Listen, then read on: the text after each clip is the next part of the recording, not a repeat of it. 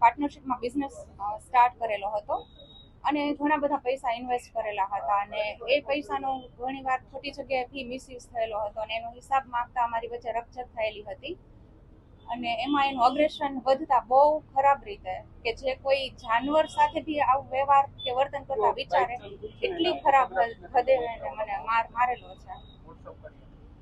કોને માર માર્યો તો ને ક્યારે માર્યો તો?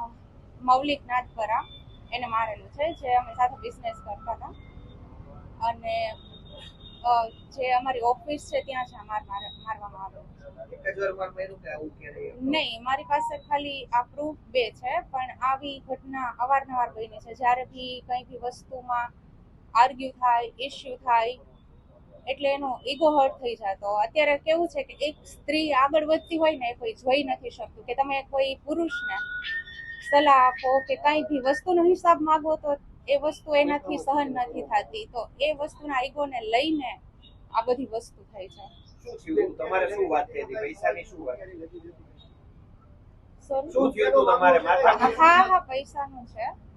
માથાકૂટ એ જ હતી કે હિસાબ માંગતા, જે હિસાબ મળતો હતો નહીં અને ઘણા બધા પૈસાનું ઘણા જે ટ્રાન્ઝેક્શન થયેલા હતા એની મને જાણ હતી નહીં, એ બધાનો હિસાબ માંગતા તથા બીજી બી ઘણી અને પર્સનલ બી ઘણી રીતે યુઝ કરેલા છે, તો એ બધાનો હિસાબ માંગતા આ બધી વસ્તુ કેટલા સમયથી તમારી ભાગીદારી હતી ને આ શેને લઈને બિઝનેસ કરતા?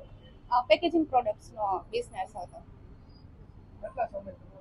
3 વર્ષથી 2022માં અમે સ્ટાર્ટ કરેલું હતું. એને એવું કહેલું હતું કે એમની પોતાની મેન્યુફેક્ચરિંગ ફર્મ છે, એની પોતાની ઓફિસ છે, એનું પોતાનું બધું જ છે, એવી રીતે કહીને ઇન્વેસ્ટ કરાવેલા હતા મારી પાસેથી અને પછી ખબર પડી કે એની પોતાની ફેક્ટરી નથી, એ પોતે ટ્રેડિંગ કરે છે. એ બધી વસ્તુની જાણ પછી થઈ અને બિઝનેસમાં ટોટલી ઇન્વેસ્ટમેન્ટ મારું હતું, એનું કંઈ બી ઇન્વેસ્ટમેન્ટ હતું નહીં અને એ જે પૈસા મેં ઇન્વેસ્ટ કરેલા હતા જે ફર્મમાં યુટિલાઇઝ થવા જોઈએ હતા એના બદલે એની બીજી ફર્મમાં યુઝ થતા એ ફંડ.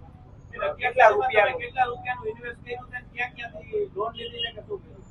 અત્યાર સુધી 50 થી 60 લાખ રૂપિયા home loan, credit card, personal loan એ બધી વસ્તુનું થઈને એટલું ઇન્વેસ્ટમેન્ટ થયેલું છે અને એના માટે અવારનવાર અમારે સમાધાન માટે બી ઘણીવાર વાત થયેલી છે કે સમાધાન કરી નાખે. અમે એક અગ્રીમેન્ટ બી બનાવેલો હતો એના માટે કે જેટલી બી લોન છે, જેટલું ઇન્વેસ્ટમેન્ટ છે એ નથી જોતું, પણ જેટલી લોન ચાલુ છે કરંટ એ બધી પૂરી કરી આપે અને એના માટે એક અગ્રીમેન્ટ બી કરેલો હતો. પણ 2-3 મહિનાથી એને પેમેન્ટ ના આપેલા છતાં 2 દિવસ પહેલા જ્યારે ઈએમઆઈ મારે ભરવાનો હતો એના માટે કોલ કર્યો તો બહુ ખરાબ રીતે એને મને પોલીસમાં બસ હું એ આશા રાખું છું કે આના વિરુદ્ધ કડક કાર્યવાહી કરે